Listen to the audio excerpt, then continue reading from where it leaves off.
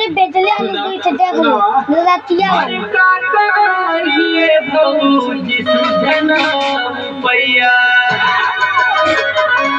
अरे बहुत कमाले बाकी दिले ना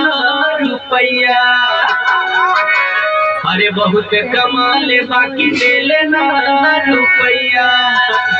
अरे नरदो के ठानी झगड़ा अरे नरदो के ठानी झगड़ा करे जब हमसे सासू बटिया छोड़नी किया न बोले हमसे